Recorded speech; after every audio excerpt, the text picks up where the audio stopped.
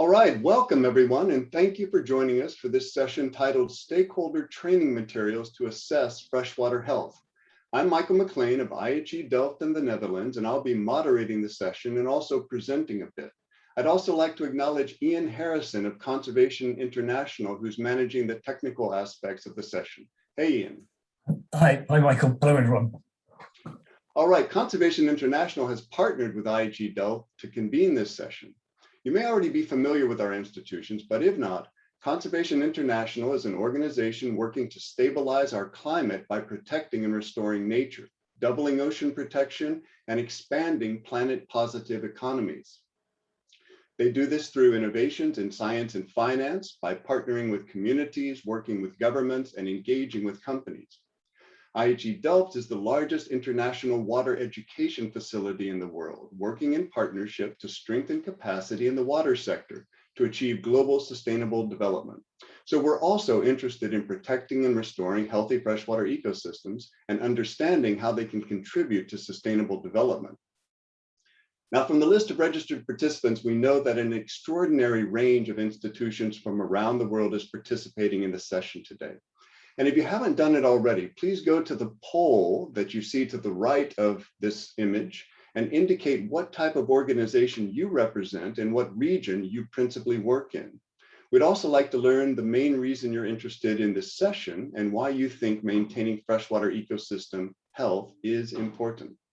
You're also able to post questions at any time to the speakers and panelists in the chat window. Now, our objective for this session is not to present information about the decline in freshwater ecosystem health worldwide. We assume you're all aware of this and you're here because you want to do something about it.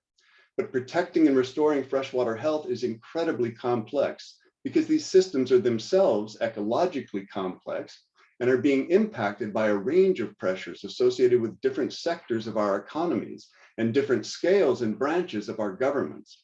Addressing the issues requires integrated approaches and dynamic engagement and cooperation among many stakeholders.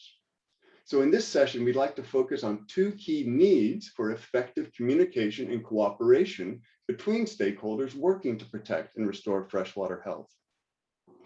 The first is the need for a structured framework for cooperation, where necessary data can be assembled and transformed into meaningful indicators of baseline conditions and targets for future improvement, where resource managers, engineers, policymakers, and other stakeholders can jointly evaluate scenarios, understand trade-offs, prioritize interventions, and communicate basin health to a broader audience. So here we'd like to introduce you to Conservation International's Freshwater Health Index, or FHI.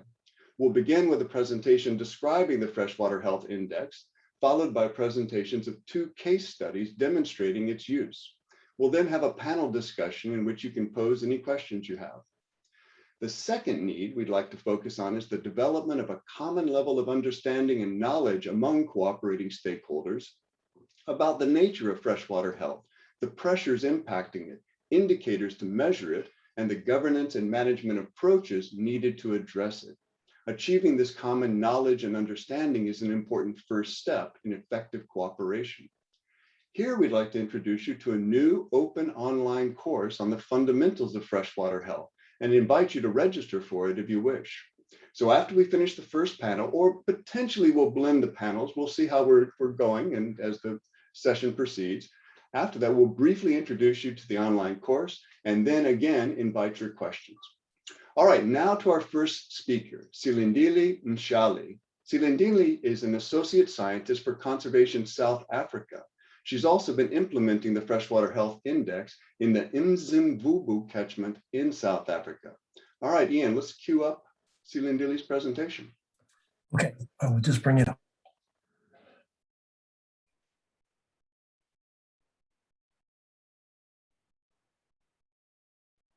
In the meantime, I hope that folks are going to the poll and adding your information there. Looks like we're ready to go though. Okay, you see my screen? Looks good. Right, okay, I will start.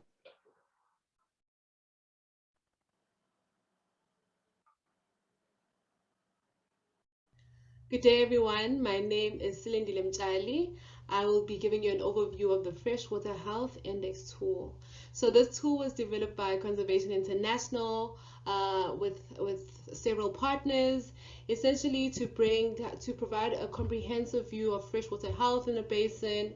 And this tool provides a unique way to kind of draw connections between the ecosystem, the services it provides to the people, and more importantly, the governance management system that exists within the catchments. So the FHI is not really intended for a single use or a single entity applying this tool, but is a way to kind of engage several stakeholders in the catchments to discuss freshwater systems. It allows for people to work together, to discuss scenarios, to discuss trade-offs between different actors and different scenarios, and to kind of prioritize our interventions in the catchments in terms of catchment management. So, and being able to kind of discuss this with a broader set of people. So in the next few slides, I'll be then discussing what the FHI is about, what framework it's based on, and more information will follow. So the FHI framework is based on the SES approach, which is the socio-ecological system. It's one that reflects the connections between humans and the environment. So the dotted line around this framework represents the catchment boundary or the basin boundary where the FHI is being applied. And within the boundary, there are human actors, which are your stakeholders, and who seek to modify and use certain ecosystem services that are provided by the environment. And ecosystem vitality represents the status and the trends of our ecosystem. So in relation to obtaining certain level of services from the ecosystem. And as the ecosystem changes, so as the services that it provides to people. So we have to understand this. And this interaction between these three spheres, the stakeholders, ecosystem vitality, and the services it provides, is regulated by a set of rules or regulations, which is the governance of the whole system. And the FHI is based on this framework. So this is the graphic output from the FHI assessment, and it's the three components that I mentioned. It's the maintenance of ecosystems, central to freshwater health, which is the ecosystem vitality. It's the ecosystem services, which is the services that are obtained from the ecosystem. And it's the governance component, which assesses the collective action from stakeholders. So these are the three elements that are measured, and they are scaled from a rating scale of 0 to 100, where 0 is very critical and 100 is very good. And these three components are composite scores. So the scores in the middle of the circles are composites of the inner circle, which is the indicators, and the indicators are a composite of the outer circle, which is the sub-indicators, to be able to calculate the overall score in the middle. So as you can see, for the ecosystem services and the governance and stakeholders components, those two components, the wedges vary in size. And this is essentially because of the different sub-indicators and indicators are not given equal weights.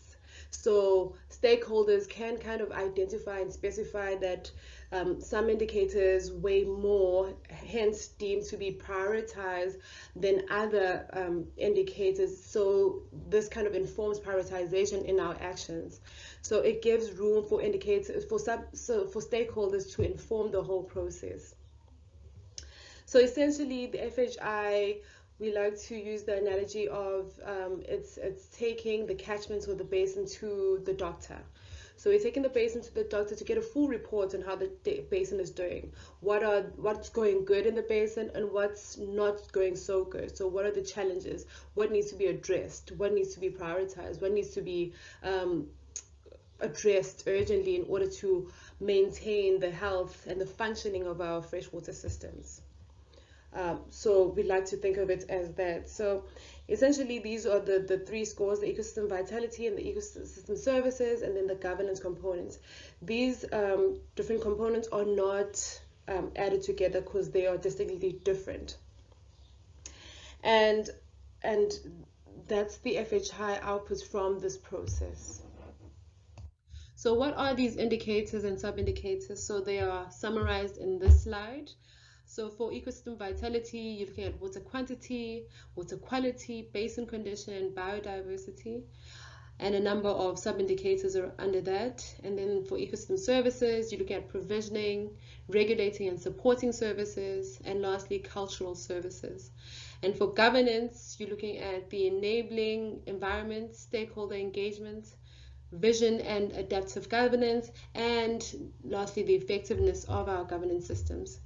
So we are looking at a variety of data sets to kind of fill this information and get a comprehensive view of how the catchment is doing.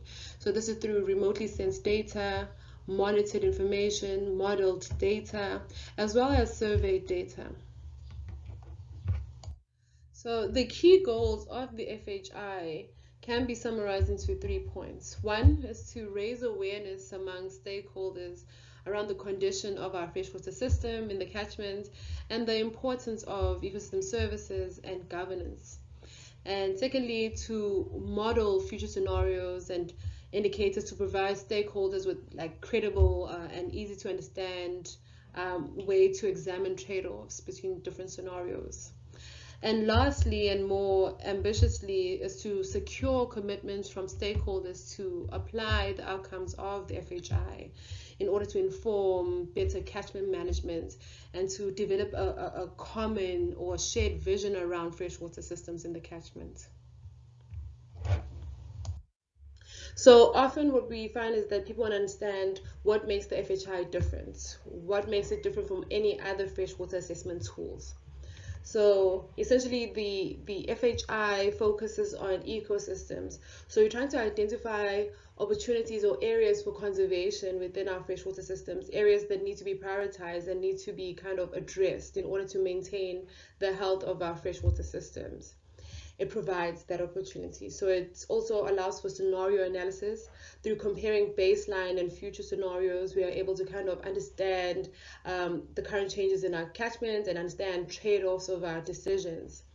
It allows for stakeholder engagement. As I'd mentioned a number of times through this presentation, is that it is heavily reliant on stakeholders providing the information, feeding into the process, and directing the process. It provides stakeholders the opportunity to kind of provide the data and information using local information, contextualizing the whole process, since as much as the FHI is a global tool, but through providing this local information, local knowledge from stakeholders, it can be used to address local challenges and local issues. It assesses governance, and this is a key thing within the FHI, is that most freshwater systems try to understand the biophysical condition of the catchment. So your water quality, your water quantity issues, your groundwater situation. But the FHI also tries to unpack some of the issues within our governance systems, since we all know that some of the challenges that we are experiencing within our catchments is not necessarily because of the degradation of our landscape or our ecosystems, but could be a reflection of a breakdown within our governance systems. The FHI allows for the breaking of silos, as it brings people from different fields, from social field, from the environmental, from the economic field, to come together and discuss freshwater issues and freshwater system development. It is inclusive in the sense that it brings in different knowledge systems, traditional knowledge, scientific knowledge, from governance, from technology, to sit around the table and discuss freshwater issues.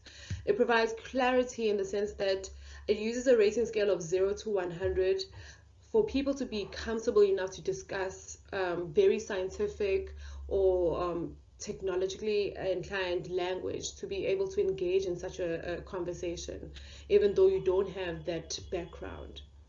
And it allows for people to draw linkages from different components. So from analyzing the scores from ecosystem vitality, you can understand that if it's poor, it won't necessarily be able to provide the necessary ecosystem services if our ecosystem is not in a good condition. So it allows for people to draw those linkages between the different components and the different indicators. It is fit for purpose as it allows for stakeholders to kind of provide data, provide information about the catchment that broadens our local understanding of our local challenge. So people are able to, the local data and the local information makes the FHI fit for purpose within that catchment. It is contextualized within the issues that exist within the landscape. So the FHI is not just a desktop tool. It's not just a series of reports and numbers. Yes, it's what we get out of the process, but the FHI is also a platform and a standardized way to get multiple stakeholders that work within the same area and the catchment to sit around a table and kind of discuss freshwater systems and to kind of discuss water resources management. These engagements take place and are facilitated through stakeholder forums, stakeholder workshops, group discussions, indicator validation, and sharing of scenario developments and suggestions from the stakeholders.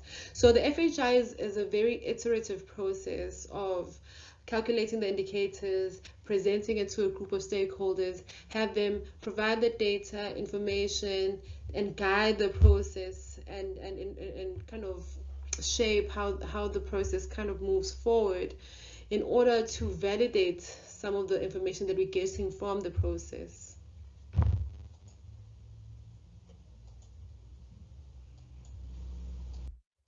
The FHI is intended to be applied at a catchment level, and these are all of the catchments where the FHI has been applied to date. So in the next few presentations, my colleagues will be giving an overview of the FHI application in Brazil and in China. Overall, the FHI has been applied in 11 countries with 290 stakeholders with 160 institutions represented across all of these catchments. Thank you so much for your time. The next presentation will be on case studies where the FHI has been applied, and I'd like to introduce my colleagues, Mayra Bezerra, who's been applying the FHI in the Guangdong Basin in Brazil, and Yi Cheng, who's been applying the FHI in the Poyang Lake Basin in China. Dear participants, my apologies for the technical errors that are obviously occurring. Despite our best efforts, we have lost our connection with our technical person, Ian. So we're not able to change what is on the screen. I do see a cursor moving over the screen. But at this point, and also the image has cleared up for me. That's a good sign. We've decided to post this presentation as well on another site. So apologies that it did not come through clearly here, but we'll post the link where you can see it if you wish. The question now is for us, and we're also asking the Pathable technician that is in the background helping us, how we can take control of the session again, because neither I or the other panelists, members who are here, are able to take control. Very good. I see Kashif is taking control. Kashif, can you give a quick update of what our status is? Here we go. We're ready for the second presentation. Those that Silindeli mentioned. Please play. Thank you, Michael and Cili, and hello, everybody. My name is Mayra Bezerra. I am an associate scientist with Moore Center for Science at Conservation International, and I'm here today to share with you a little bit of our experience applying the Freshwater Health Index in the Guangdong Basin in Brazil. And throughout the presentation, please remember that Freshwater Health Index is FHI for short. So let's start off by understanding why we apply the FHI in the Guandu Basin. The Guandu is one of the most important basins in Brazil because it provides water to the second largest metropolitan area in that country, the Rio de Janeiro metro area. Currently, about 9 million people receive water from Guandu. The basin also supports an industrial complex of national importance and is used for hydroelectricity generation as well. Attending all the water demand is only possible because the Guandu Basin have been highly modified throughout the years. And this is because the water volumes from the Guandu Basin itself are not enough to support all water demand in the region. And the figure here is an illustration of how complex the basin actually is. For example, you can see in the picture that there are dams, reservoirs, and channels constructed in series. And this was done to utilize transposed water from an adjacent basin, the Paraíba do Sul, and of course water from the Guandu Basin. With all this engineering work, currently water volumes of the Guandu River have increased by 15 times, and that's a lot. So this complexity in terms of engineering and the fact that the basin has this national importance was a very good challenge for us with the FHI. So in the remaining time, I would like to focus on the key challenges highlighted by the application of the FHI in Guandu, and also present the impacts that the FHI had in resolving these challenges or providing some direction to the resolution of these challenges. There are three main aspects that we believe that the FHI process contributed the most. First is related to the development of the first hydrological model. We think it was the first hydrological model based on research. And this process helped the stakeholders recognize the need to improve the monitoring scheme in the basin. Also, the FHI results called the attention of the commonly absent industrial sector, which is a key stakeholder for water resource management. And finally, we like to highlight that a shared vision for the basin emerged, which can contribute to a more democratic way of decision making. Going a little bit into more detail related to these three aspects. First, regarding the hydrological model, this process of development of the model exposed the deficient monitoring scheme present in the basin, and not only for weather data, but also for discharge data. This deficient made the Basin Committee recognize the need to improve the monitoring scheme in the basin. The figures here are just an example of the challenge that we faced. The map above shows listed rain stations in official websites, but only those in the map below actually had acceptable data. So by trying to find data, not finding the data, or finding data that was much limited in terms of the temporal scale that was available, was very important to highlight the need to have better data so we can have better models. Regarding the industrial sector, this sector was nearly absent from the engagement promoted by the FHI process, a fact that is very problematic because Guandu is the basin where the industrial sector of the entire state of Rio concentrates. However, by the end of the FHI process, the industrial sector became interested in the FHI results and actually promoted the FHI results. The figure here is the press release used by the Industries Association promoting the final stakeholder meeting, which the association itself also helped organize. Most importantly, from that meeting, a shared vision for the basin emerged considering different sectors, including the industrial sector this time. Finally, the FHI process was also an opportunity for the stakeholders to experience how decisions could be taken more democratically. By showing the FHI results, particularly the relatively good score for the ecosystem services component, but the low score for the ecosystem vitality component, contributed to the collective recognition that the provision of ecosystem services in the basin in the near term appears unsustainable because of degrading ecosystem conditions.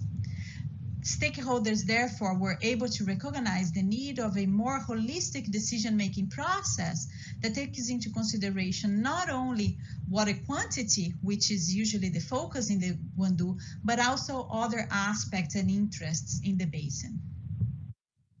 So with that, I hope that by presenting challenges that we face and also how the FHI could help resolving those challenges, I was able to illustrate how the FHI can contribute to better watershed management.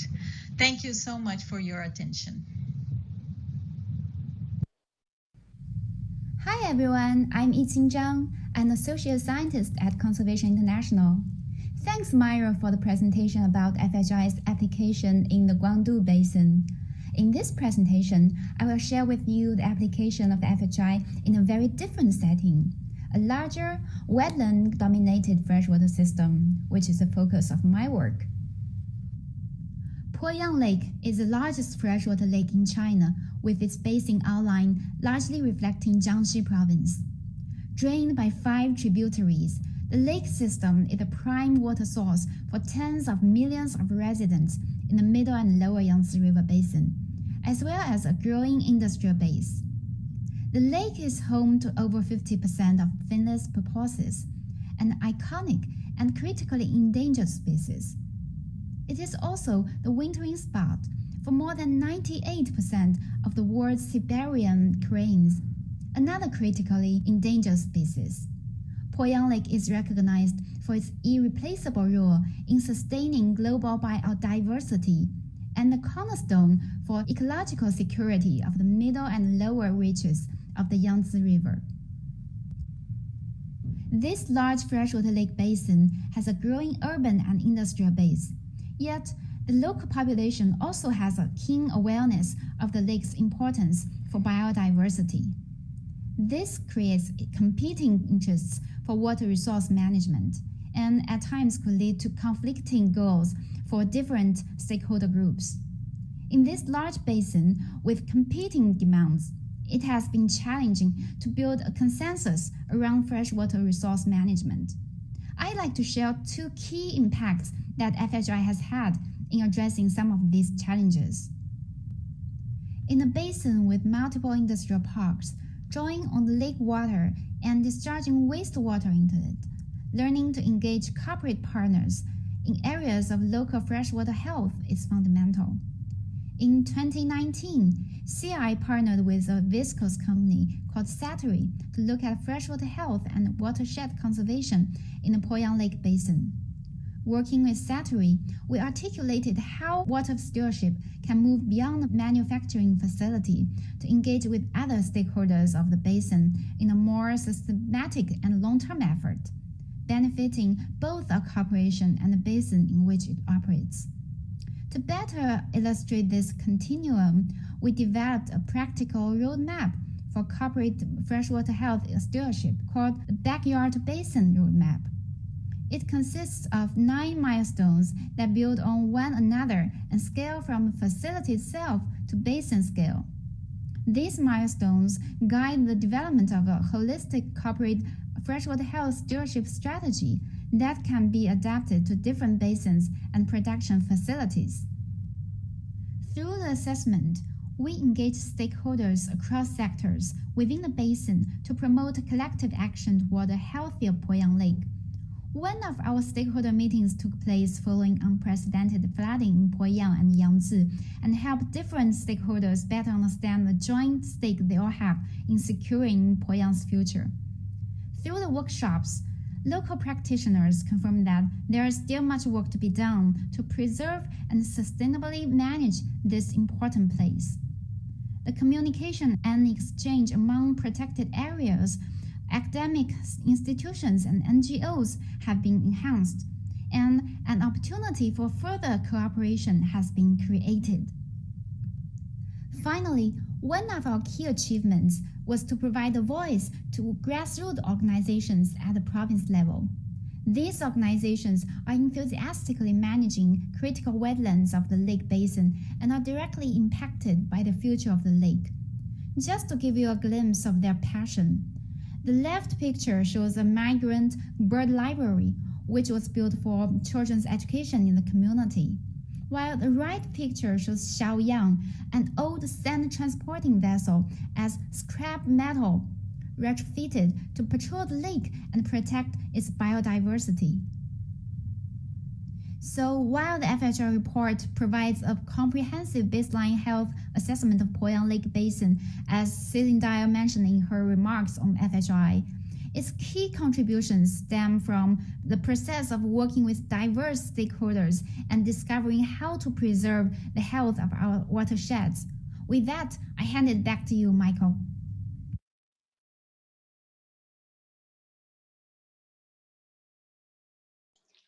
All right, thank you very much, Maida. Thank you, Yiqing.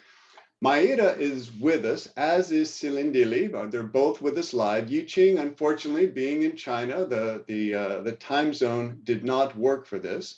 Again, participants, our apologies for the technical difficulties with Silindili's presentation. You were able to hear her narration, but not clearly see the images on the slides. And we're going to find a way to make that available to you if you would like to go back and look at it. But at this point, we would like to go ahead and go into the question and answer setting. Thank you to those, or the question and answer session, the panel. Thank you to those of you who have been submitting questions. I believe that folks are on the screen live, so you will recognize Silindili and Maida from the presentations that they've just given. And the new face on the screen is Derek Vollmer. Derek is the Senior Director of Freshwater Science at Conservation International and one of the original developers of the FHI. So we've got about 10 minutes for this discussion, and we've got a couple of questions queued up here. I mean, they're provocative questions, which is good. And the first one is a question that all of us should be asking ourselves with whatever work we're doing, but let's talk about it in the context of FHI. And the question is, how do you know if an FHI assessment has made an impact? Maida, can I invite you to open up the discussion on that topic? Sure. Thank you, Michael. And this is a really great question that we always ask ourselves, because ultimately what we want is to actually have impacts on the ground. So I will provide just some insights related to our experience at the Guandu Basin in Brazil that I presented today. And that is the fact that after we do the engagement with the stakeholders, sometimes we have opportunities to do some training with the stakeholders as well, specifically to make sure that they are able to apply the tool by themselves in subsequent years. And through that experience, we go a little bit more in depth on the methods, the data sets, and everything related on how we actually got the numbers, the score that we got for the indicators. And that is very helpful for the stakeholders to actually start thinking more specifically on the problems that they have and how the FHI can actually help resolving those problems. And in Guandu in particular, when we started to talk about the hydrological model, the issues related to water quantity, that was when they realized that it was really important to improve the monitoring system of the basin, because they realized that data was very scarce to the challenge that they had at hand at managing such a complex basin. So from that, from that kind of conversation and engagement, they were able to kind of put on their agenda that there was this need to improve the monitoring system in place. So we think that that's one of the actual impacts that we had with this process in that particular basin. So essentially it's kind of continuing engagement and providing the environment to more depth in the discussion. All right. Thanks very much. And I mean, this topic of impact is so significant. Derek, I'd like to give you an opportunity to add something to that if you would like. I see we've lost Silindili from our panel for the moment. I hope she'll return. But anything to add there before we go to the next question, Derek? Thanks, Michael. And Maida gave some good examples. I like to summarize it because we do get this question a lot. As in the long term, because the FHI is a monitoring tool, we'd like to see improvements in the indicator scores. But we know that getting to that point is a very complex, usually long-term process, a mix of policies, direct actions on the grounds, and the outcomes can be uncertain. But if we take steps back, what comes before that? So before we can realize actions on the ground or changes on the ground, we need to see changes in actions. We need to see decisions that are taken that might be different from what's happening today. And before that, we need to see a change in the thinking and a change in the understanding. And so we can start there, and we're already observing with our applications improved understanding of the interconnections of actions within these basins, improved understanding of how people are dependent on the ecosystem and how alterations are directly impacting not just their water supply, but many aspects of freshwater health. We're starting now to see this translate into decisions about where they monitor things, how much data they collect, how they're training people in protected areas that are protecting their water supplies.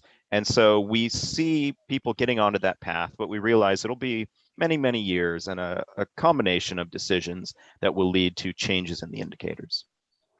Derek, thank you very much. And as we learned about Freshwater Health Index, it's clearly a framework in which a lot of data can be pulled together and processed in an effective way. But what about in data poor areas? This is another question that's been posed for us. And maybe I can invite Silindili to begin in responding to this question about, is FHI useful in data poor regions as well? Silindili, are you with us?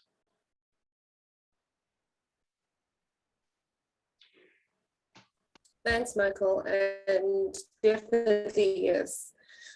Mm. Yes. Can you hear me now, Michael? Thank you. Yes, it's much better. Your video seems frozen, but we hear you all right. Okay, excellent. So it's very important to apply the FHI and also data poor regions, of course, in order to get a better understanding of our freshwater systems in those landscapes. So one is you want local data.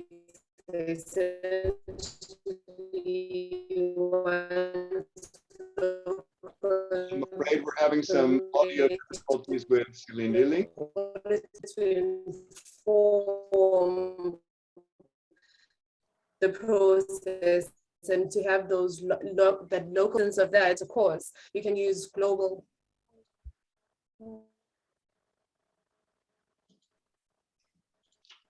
Boy, apologies. Boy, I'll tell you, despite our best efforts, these technical issues creep up and all the preparations. But may I hand it back to the two of you to maybe say a few more words of this, and then I want to get another question in after looking at the polls and what's represented. But a few additional words about use in data poor areas. Sure, and I think one of the things that Celie was about to say or try to say is related to the fact that we can use models. So one of the aspects is that we can model, for instance, the hydrological model, we can use biodiversity models to actually come up with the scores or the information, the data that we need for each of the, not all indicators, of course, but for some of the indicators that we have. Of course, if we are talking about a data poor place, the models will likely not be validated, but at least will provide us a range from values, right, from minimum to maximum, for instance. And also one of the things that I would like to highlight is that the FHI is very flexible and it was developed that way. So we provide kind of a list of data that it's usually indicated to calculate a particular indicator, but we also try to adapt to the the kinds of data that are actually available. So if we don't have a particular data that is indicated in the manual, we can definitely think more about that indicator and different ways to calculate. So this is an advantage of the FHI tool, because it provides you that flexibility. Thank you, Maeda. Now, we're running out of time, but we are going to have a final panel discussion, and I'd like to invite everyone back into that, just so that questions that have been unanswered from the participants, we can address them there. But Derek, maybe a final word. As I was looking at the poll, I saw we have representation from the private sector here. And is FHI a tool that's useful in the interest of the private sector community? We think it is, and we have examples of that. Now, as Slee mentioned in her initial presentation, the tool was not developed with a single user in mind. It's really meant to promote collective action, to provide that overarching vision at a basin scale. But we recognize that a number of leading companies are engaging more and more in water stewardship, that is, taking actions outside of their four walls, looking at their value chains. And that means that they need an understanding of what's happening in the basin, upstream and downstream of them. And they need ways to engage with other stakeholders. And we found that the FHI provides that platform. So in the example from China, we worked very closely with a company who has facilities on the wetlands. And they noted, well, we're just one of hundreds of industries here. We feel we're doing everything within our facilities, but we recognize the ecological significance of this region. We want to be working with communities. How can we use the FHI to identify our priorities? And from there, we helped them identify opportunities that went beyond just reducing their water emissions, because they felt they'd gone as far as they could, and not just saying, okay, well, you want to help clean up somewhere else, but to really understand what are the priorities of the communities. And a lot of them revolved around getting grassroots organizations more involved. The patrolling boat that Yiqing mentioned, that was actually an initiative with the company. So it's an investment in helping to monitor the health of the lake, which is a little bit harder to measure than saying, okay, we reduced pollutant emissions by X amount. But in the long term, we feel that's going to be much more significant in terms of promoting watershed health long term. Thank you. Boy, that's so important to point out. So I heard a couple of times, let me say thank you to both of you, Maeda and Derek. Thank you to Celie. I'm sorry that we lost her. We're not finished yet. So please, participants, if you have further questions about FHI and its application, continue to add them to the chat window. But I also heard in your presentations and in your remarks, the word understanding mentioned multiple times and knowledge mentioned. Of course, when stakeholders come together, they bring an enormous variety of knowledge and a lot of in-depth knowledge in their particular areas. But we also need to have some common level of understanding, some understanding of the other persons, the other cooperating person's area of expertise in order to have effective dialogue. So I want to introduce everyone very briefly to the second resource that we are sharing in this session. And then I'll invite the panel back together and we can ask questions about FHI, continue that discussion, or any questions that you have about this resource. I am sharing my screen now. And I hope, let's see. Here I go.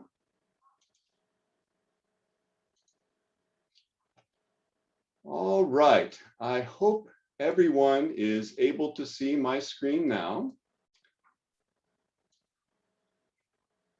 So what we have created together for you is an open online course. And it's a course that is designed to be taken at your own pace, which means that you can study at any time that's convenient to you. The course is open to anyone interested in protecting and restoring freshwater ecosystem health, but it was designed with practitioners, policymakers, and informed stakeholders in mind, helping us to build the base of common knowledge and understanding needed to cooperate effectively in the dynamic integrated process of protecting and restoring freshwater health. Registration is open now for the course, and it will begin in 1 month's time on the 28th of September. To begin on that date, you should register by the 21st of September. The total study load for the course is estimated to be 24 hours, or approximately 4 hours per week over a 6-week period. And the course is free of charge, of course. And a link to register will be in the chat window for you there. The course was developed and is delivered by a team of experts with years of experience in the science and practice of freshwater ecosystem protection and restoration. You'll recognize some of us from today's session, and you can learn about all of us through links that are available on the course. Now, our objectives for you in this course are ambitious and intended to increase your understanding of key aspects of freshwater health and set you on the first steps to being able to evaluate it. So at the end of the course, in the language of Bloom's taxonomy of learning objectives, we expect that you will be able to categorize the freshwater ecosystems found in a basin by type, to describe the societal use of water in terms of freshwater ecosystem services, analyze the pressures and threats shaping freshwater ecosystems in terms of biodiversity and supply of services, assess the role of ecosystems in maintaining supply of services, and evaluate the effectiveness of systems managing the social and ecological aspects of freshwater in a basin. To achieve these objectives, the course content is organized into 6 topics. We'll begin by learning about freshwater ecosystems themselves, how they're structured and how they function. Then we'll learn how people benefit from ecosystems and even rely on them. Next, we'll look at the main pressures impacting freshwater health and how health can be monitored using indicators. Finally, we'll explore how poor freshwater health is addressed through good management and governance. You'll also be introduced to the Freshwater Health Index and how it can be used to integrate all of these topics into meaningful evaluations of basin health. A deeper dive into each of these topics and their evaluation using the Freshwater Health Index will come in the second course in this series. I failed to mention this is a 2-part course.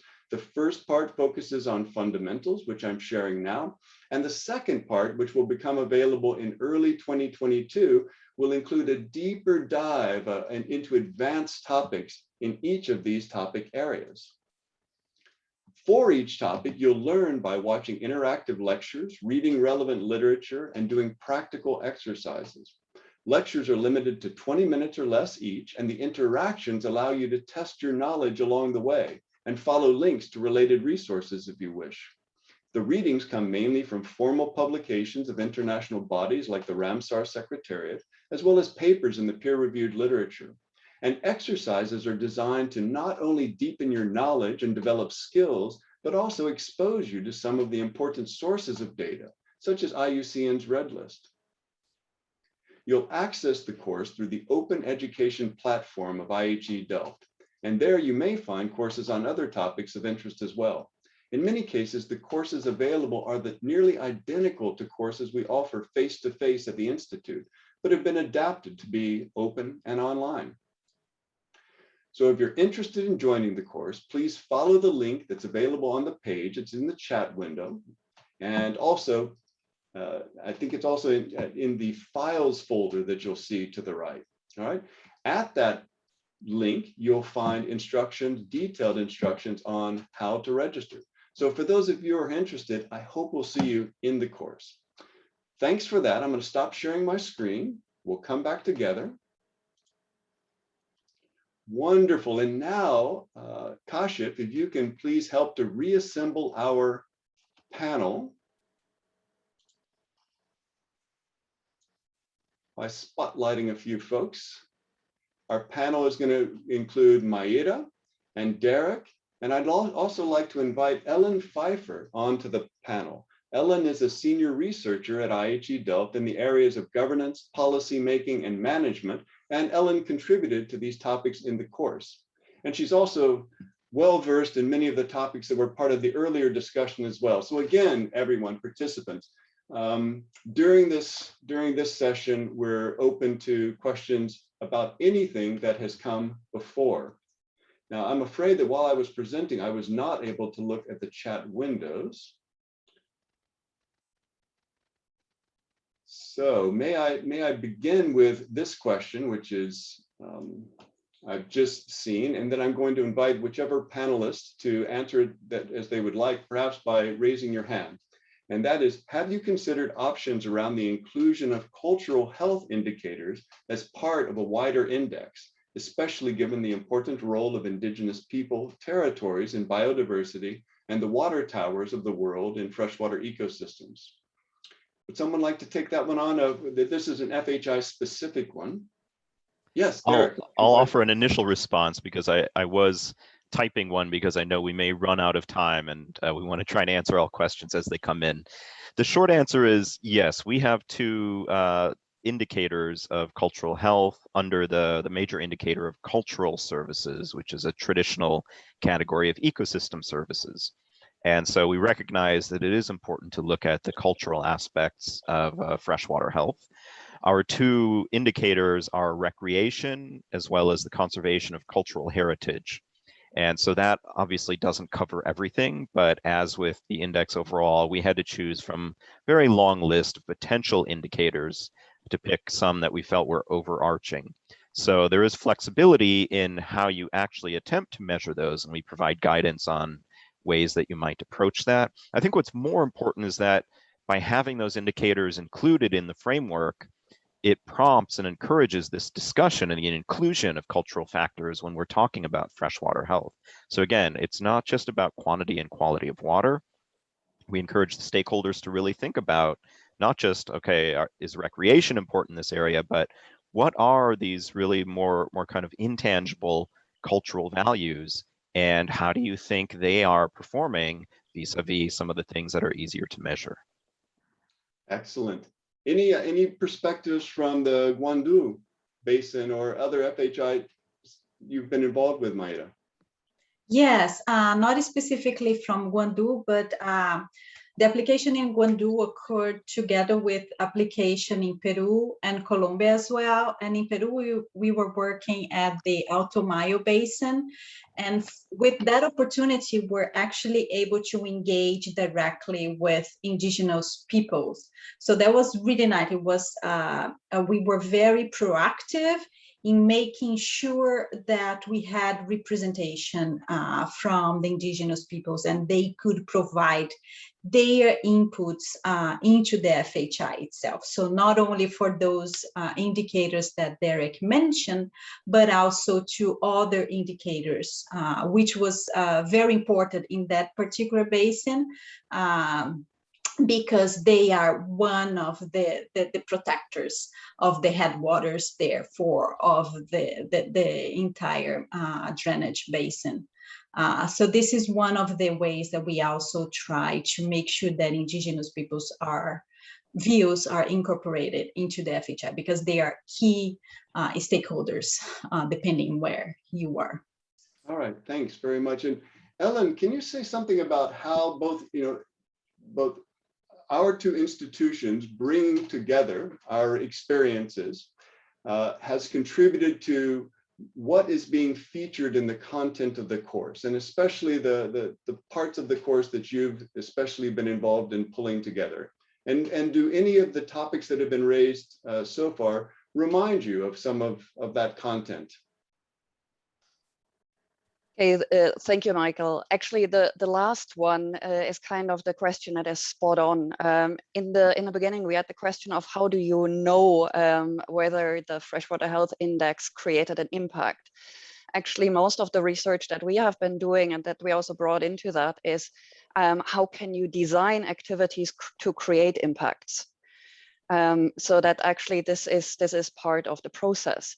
And one of the most important things here is that in the comments and in the questions and in the interest of the audience, I sometimes see a split between tools for stakeholder engagement and data, and it seems like it's two separate items. But what we learn ever more over the past few years is that data and stakeholder engagement really go together, because if you want to solve complex environmental issues, freshwater issues, climate issues, every single region in the world is data poor. We have a lot of monitoring systems, but for taking action, you often need data that is so granular that a normal monitoring system simply does not capture it. I mean, for example, even in Europe, where, the Water Framework Directive has, guided massive assessments, in the end, somebody has to decide where to plant trees. And that is really not covered by formal monitoring systems. And the second thing is also that when it comes to stakeholders and how they perceive the health of the environment of the freshwater, a lot of the politically or the relevant information does not have to be scientific data. There are observations and experiences that are hugely important to have in a decision-making process, but it doesn't necessarily have to be a lab-based test. So I think in the beginning, there was often the mention that the Freshwater Health Index is, a tool to have a conversation between stakeholders. And I think this is what we pick up the most, to say it's not just how can you create these conversations, but also how do you use the conversation to discuss what is important? How do I observe what is important? How can stakeholders also be involved in data collection through community-based monitoring, through citizen science, to actually generate very local data sets that are fundamentally decision and action relevant to create impact? Thank you, Ellen. Good points. And I see another question coming in that's bringing up the topic that's often a constraint for us, and it comes around resources. And the question is, do you, and I'm not sure who this is, who you is exactly here, but let's interpret it together. Do you provide resources to help communities to engage or partner from the beginning on the process? Hosting researchers can be expensive, rather than just relying on some possible future flow of benefit. So I guess the you would be whoever is really, taking on the application of the Freshwater Health Index. Is someone prepared to answer the resource question of just how? I'll give a quick response. This online course that we're introducing is one example. I mean, where we can really invest as a global organization, but a very small team, is to provide as much capacity building opportunity as we can.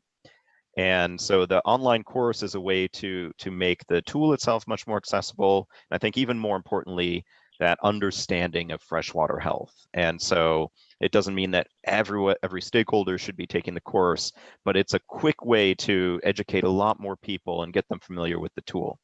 Now, aside from that, our organization, Conservation International, has been investing in capacity building. Sometimes we're able to seed fund assessments, but ideally this is something, again, because it's not meant for a single user, but we can find a interested user who's willing to help provide some of the resources necessary to manage the project on the ground. It may be a government, in some cases it's a company.